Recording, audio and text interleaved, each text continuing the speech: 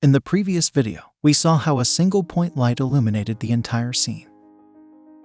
And that's fine if that's all you want. But we want to talk about light in terms of its artistic, emotional, and compositional value. One of the most valuable aspects we must consider is how to precisely control what the light must illuminate. This is due to one of the most fundamental compositional principles. We must direct the viewer's attention to the composition's subject. And we naturally look at the brighter part of the scene. Furthermore, light can be used to create contrast. So, rather than having the same level of light throughout the scene, we want some dark and bright areas. The other key concept of an effective composition is contrast. So, how can we control the light so that it only illuminates what we want? This can be done with the so-called modifiers. A modifier is something that, as the name suggests, changes the way light works. In this case, we want it to direct the light to a specific location. Let's see how this works in practice.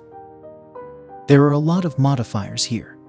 They are essentially objects that we place in front of a light source. And, depending on their shape, they can alter the light beam. For example, the most common modifier, the so-called reflector, is used here. Because of its conical shape, it directs and concentrates light more than a simple point light. And here are some further modifiers. This is a so-called photographic bank. And this is a strip box. However, regardless of their shape, they are all used to modify light. We don't go into much detail about their specific characteristics because this isn't a photography course. However, the point is that we require modifiers to control the light. And we can do it in our 3D modeling software as well. The spotlight is the most commonly used light modifier. It directs the light in a single direction. We can illuminate what we want this way. The direction and size of the light beam can be changed.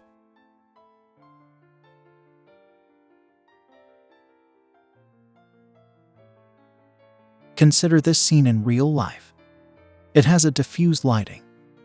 And it's boring. We don't know where to look, and our gaze wanders without finding anything of interest. There is also no contrast. However, contrast is required to add energy and mood to the final rendering. So, simply add a modifier, such as this one, the strip box. We can now turn our attention to a specific subject. At the same time, we increase the contrast in the scene. This is also something we can do in your 3D scene. Just add a spotlight. You can change the cone size, intensity, and so on.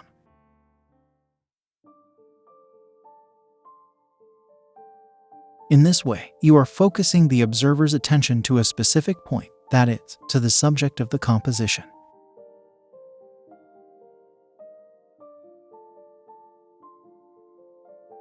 However, this light typically projects a circular or oval shape of light, something similar to the light seen in a theater. As a result, they are not always very natural. We need a way to change the light in a different way. We can accomplish this by employing flags. In photography, flags are objects that block the light, and we can position them to illuminate only what we want. This is also something we can replicate in 3D software, such as Blender. However, in this case, it is critical to select cycles as the rendering engine because it produces more accurate light calculations. We can add some dark planes to the scene and place them so that they block the light and shape it as we want.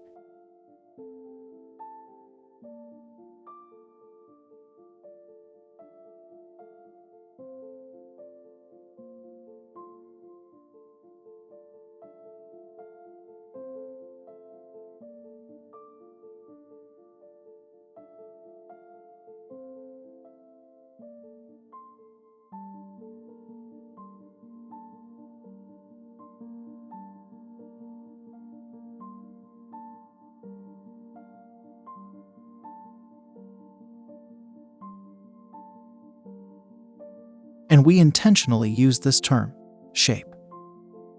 When we light a scene, the artistic value is precisely that of modeling the light to achieve the desired shape. That is not an easy task. Not surprisingly, there are professionals who specialize in this, namely directors of photography. To avoid being confused, begin by doing the opposite of what we normally do. Basically, begin with a completely dark scene. This method is based on only adding the light that is required. So, decide what is your subject and what you want the viewer to look at first. Add a spotlight to illuminate only this area.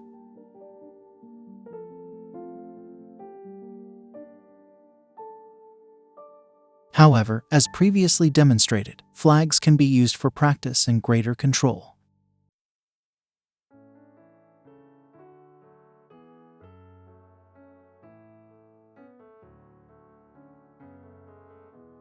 We now need to add some ambient light to make the entire scene barely visible. And, as we already know, we can do it with a point light.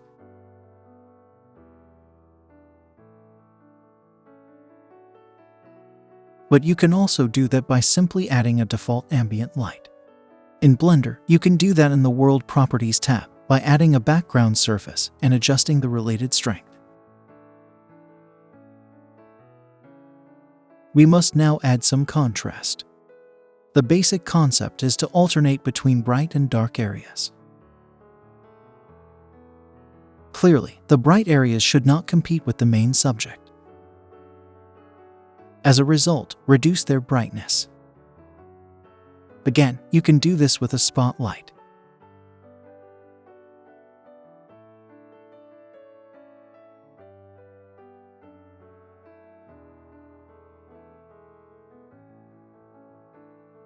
The scene is now more interesting than the original, which had uniform and flat lighting. You are free to practice with any subject you want. It could also be a very simple scene. What we've seen here are the fundamental concepts. To see the difference, let's look at the image sequence we created. This is where we begin. A flat image that is evenly lit. It lacks both style and compositional value. Here, we focus the viewer's attention on the main subject. Then we added a basic ambient light, which only served to make the entire scene barely visible. This is entirely up to you. This is where you can choose the overall mood and contrast by simply increasing or decreasing the ambient light. Then we added a spotlight to illuminate another area of the scene and reveal more details. Here's another spotlight to add contrast to the scene by alternating between bright and dark areas. You can use these basic steps as a starting point to add style and mood to your final rendering. Obviously, there are numerous other factors to consider, such as the color of the lights, their direction, intensity, and the shadows they cast. And we'll see these in other videos.